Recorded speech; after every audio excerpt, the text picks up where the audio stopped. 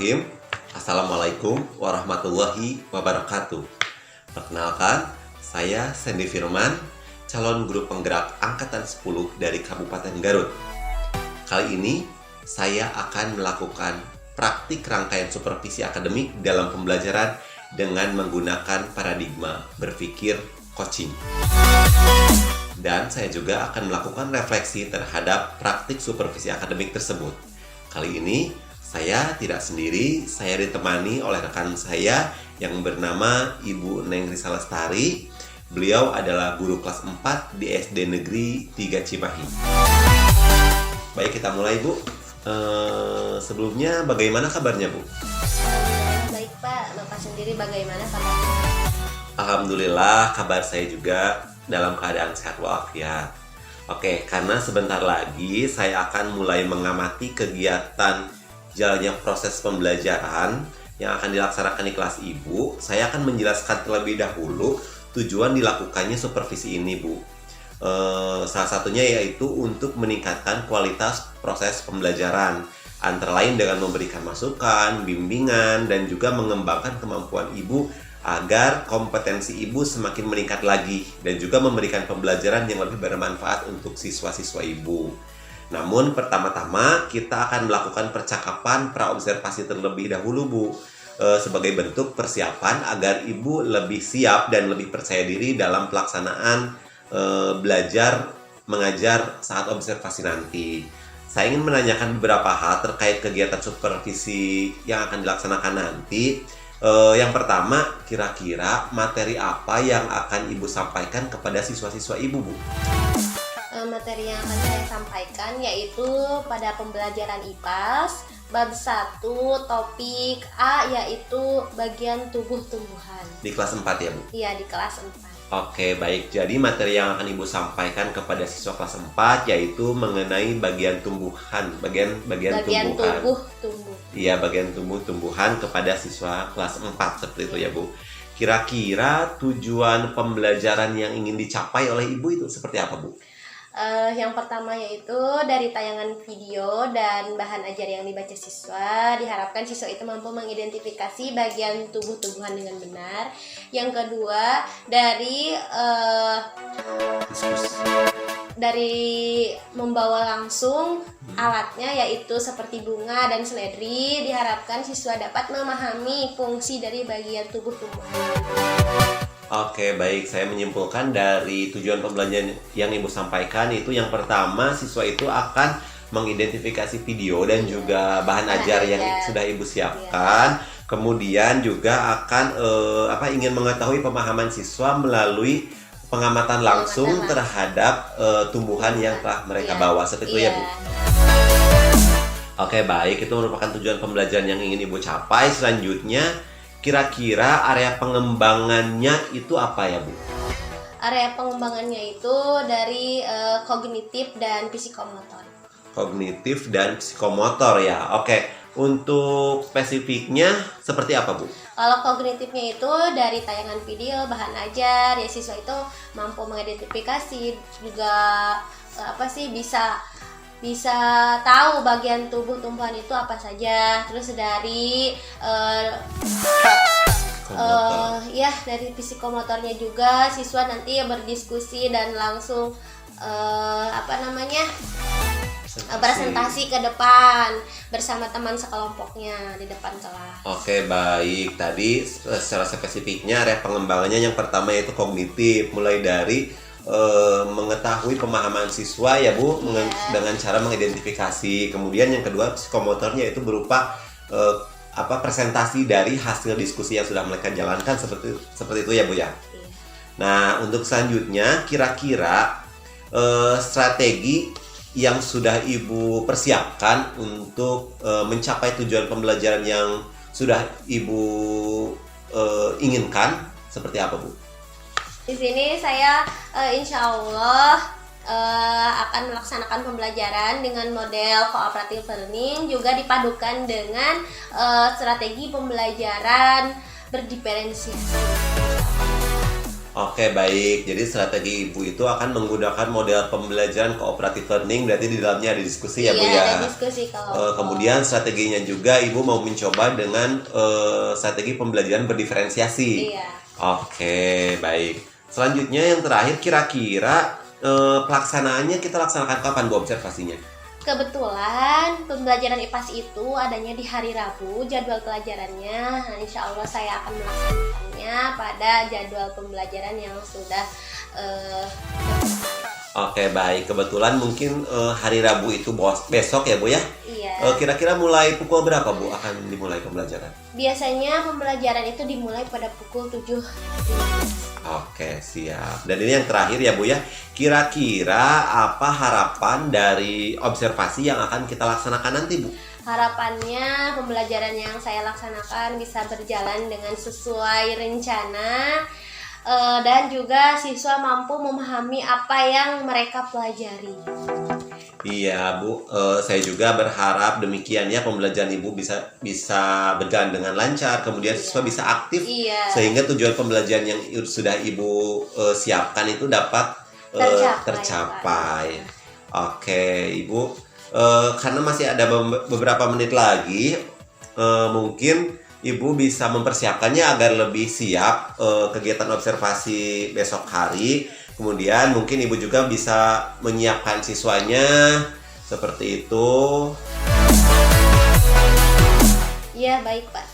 Oke, setelah melakukan observasi di kelas nanti, kita juga akan melakukan percakapan kembali, yaitu percakapan pasca observasi, yang nanti kita akan didampingi oleh pengajar praktik saya, yaitu Bapak Cucu Suryana, Bu.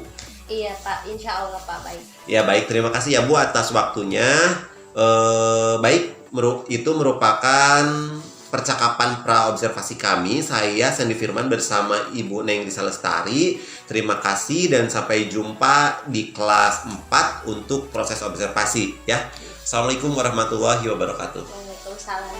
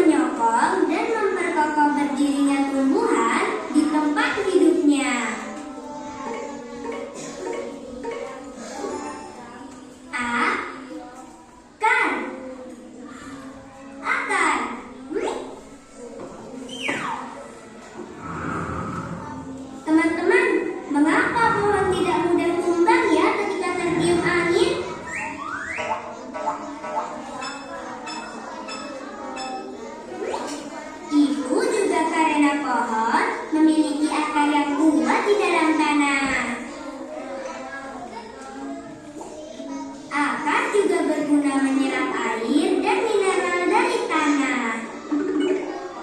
Air dan mineral yang telah diserap akar kemudian diangkut ke bagian batang.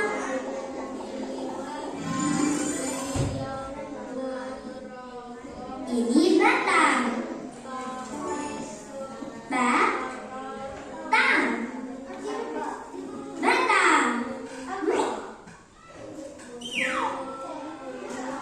Batang berguna sebagai penopang agar tumbuhan tetap berdiri tegak.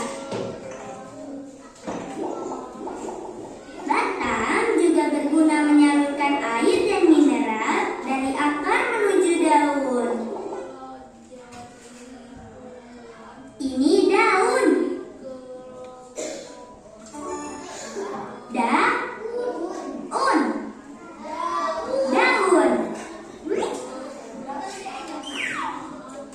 Daun menerima air dari batang. Selain itu, daun juga bernapas menghirup udara karbon dioksida.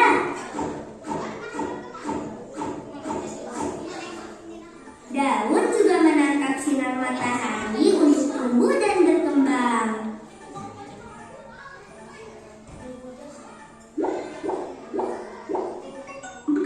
Air dan karbon dioksida pada daun diolah menjadi makanan tumbuhan dengan bantuan sinar matahari.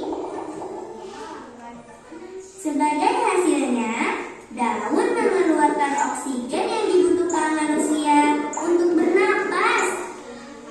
Masya Allah.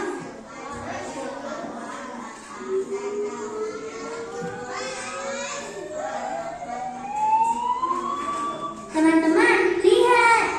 Sepertinya pohon ini akan berbuah. Banyak bunga kecil di ranting-ranting itu. Ini bunga. Bunga.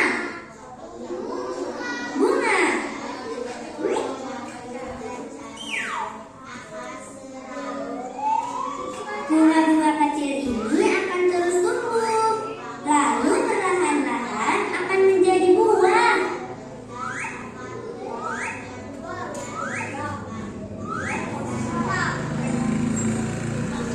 Wah, pohonnya sudah berbuah. Alhamdulillah. Ini buah.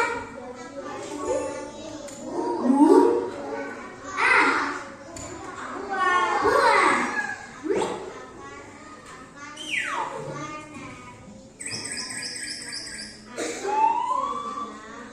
Di dalam buah ada daging buah yang digunakan sebagai cadangan makanan bagi tumbuhan dan bisa juga dimakan manusia.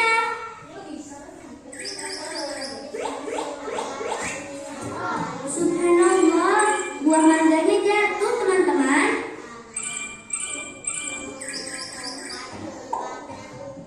Di dalam buah ada biji.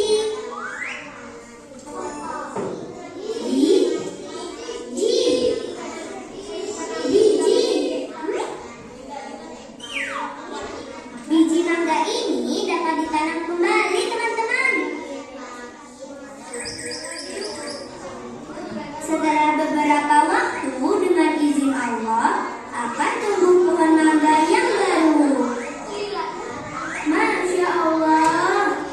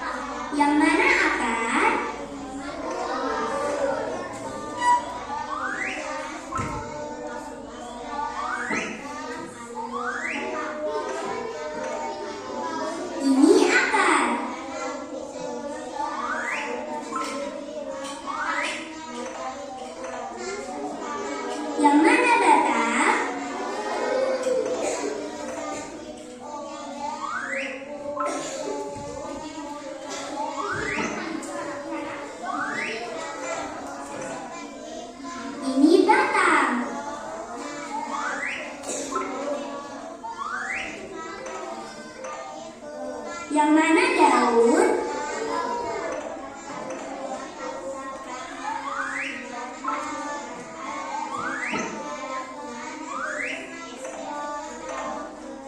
Ini daun.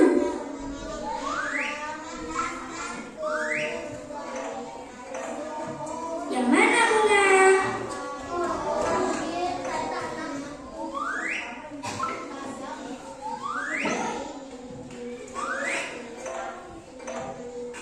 Ini bunga.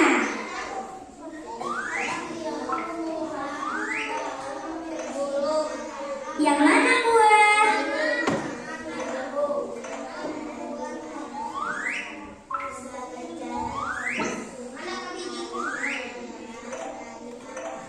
Ini buah.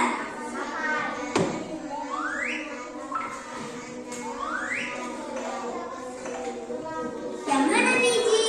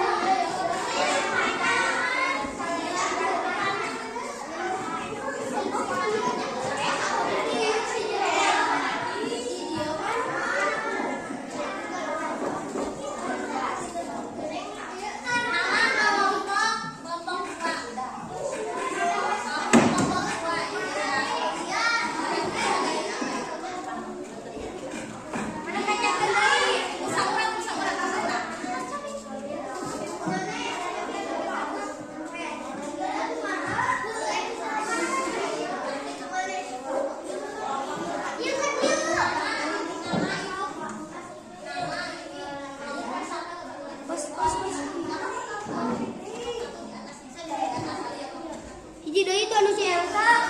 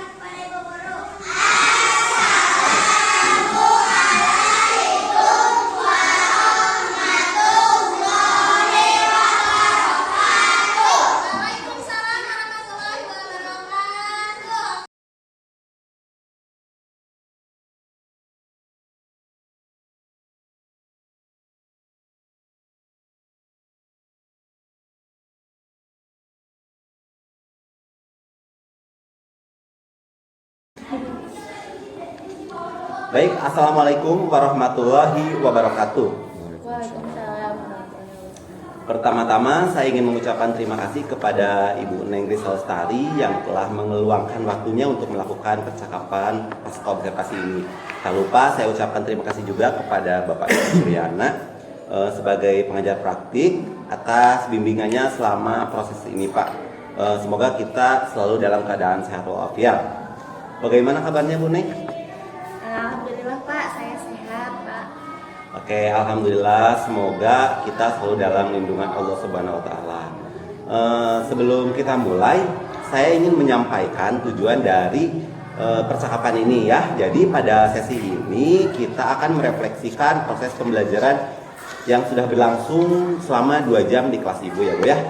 Fokus utama kita adalah untuk mengevaluasi keberhasilan pengembangan kemampuan kognitif dan psikomotor siswa melalui model pembelajaran cooperative learning ya Bu, dan pelaksanaan pembelajaran berdiferensiasi yang telah Ibu Risa terapkan. Harapannya di sini kita dapat merumuskan ya langkah-langkah perbaikan kalau misalkan ada perbaikan untuk kedepannya seperti itu Bu. Baik Bu, bagaimana perasaan Ibu setelah melaksanakan kegiatan pembelajaran di kelas Ibu Bu? Perasaan saya Pak sangat senang ya Pak. Pembelajaran berjalan sesuai rencana yang telah disusun dan tujuannya pun tercapai. Saya merasa siswa cukup aktif dalam pembelajaran saat bekerja kelompok. Tapi saya juga merasa masih ada beberapa hal yang perlu saya perbaiki, terutama dalam memberikan instruksi yang lebih jelas lagi ya Pak dalam mengerjakan lembar kerja peserta didik.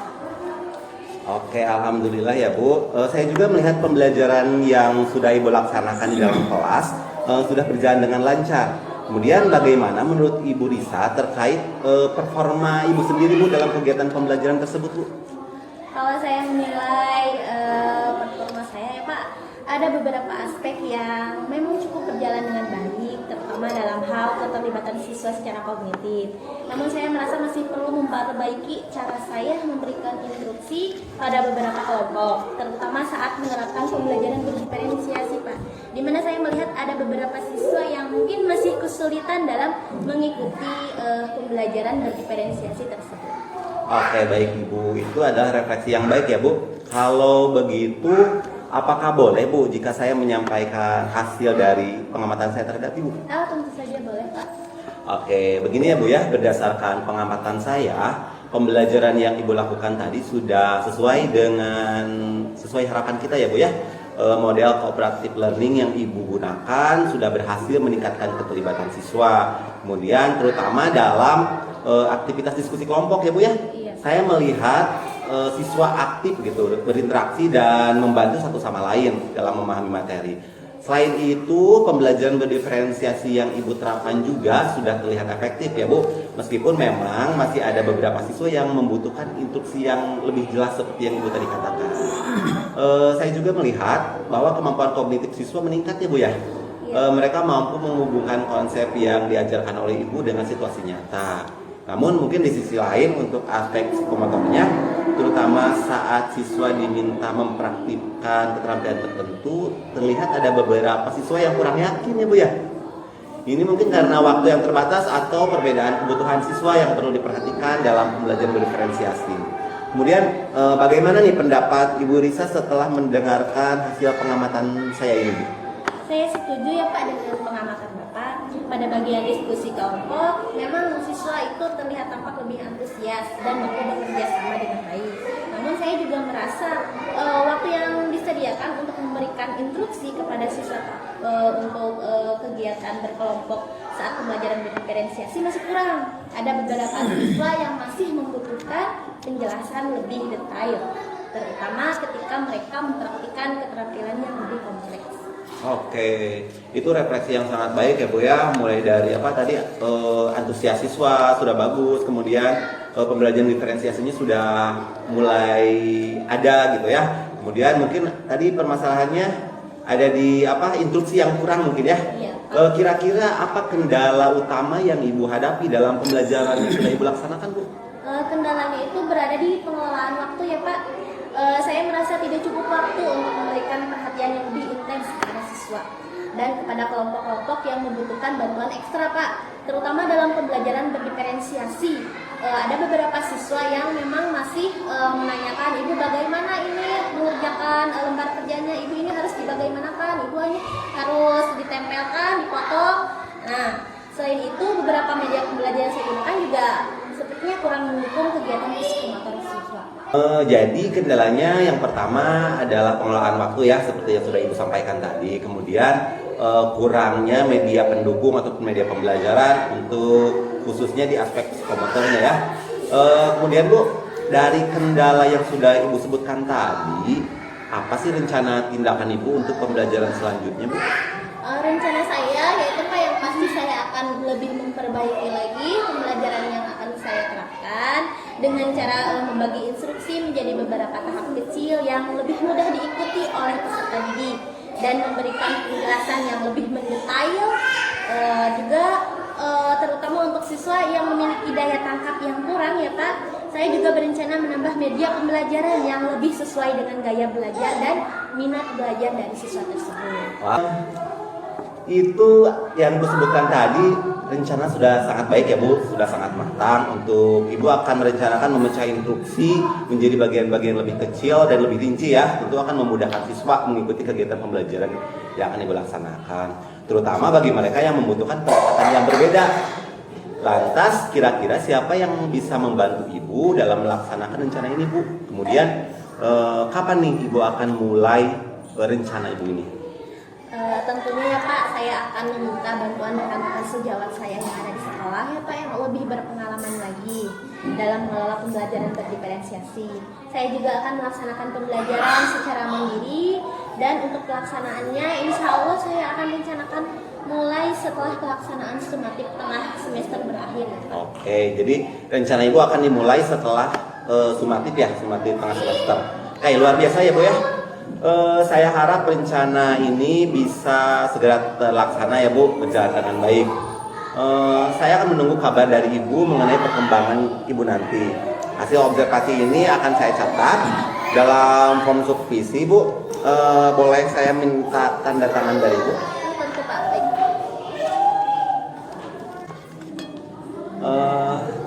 Sebagai penutup Bu, kira-kira apa sih yang Ibu dapatkan dari seluruh proses ini Bu? Saya bisa belajar bahwa penting untuk lebih memperhatikan pembelajaran berdiferensiasi dengan secara matang ya Pak, sebelum menerapkannya kepada peserta didik, dalam memberikan instruksi juga dan menggunakan media pembelajaran yang tepat ya Pak, harus tepat agar siswa dapat mengikuti pembelajaran dengan lebih baik lagi. Kemudian model cooperative learning juga sangat membantu dalam meningkatkan kerjasama di antara siswa. Oke, baik, terima kasih banyak Ibu ya.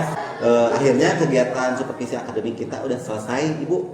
Mulai dari percakapan praobservasi, kemudian observasi di dalam kelas, hingga percakapan pasca observasi ini. Saya ucapkan terima kasih sekali lagi kepada Bapak Cucu Suryana atas bimbingannya, dan kepada Ibu Neng Risa Lestari atas partisipasi aktifnya Bu ya. Semoga apa yang kita diskusikan hari ini dan juga sebelumnya membawa manfaat besar gitu ya untuk kita semua, terutama untuk siswa-siswa kita. Seperti itu. Mungkin itu saja Bu, Bapak. Sekian dari saya. Assalamualaikum warahmatullahi wabarakatuh. Waalaikumsalam.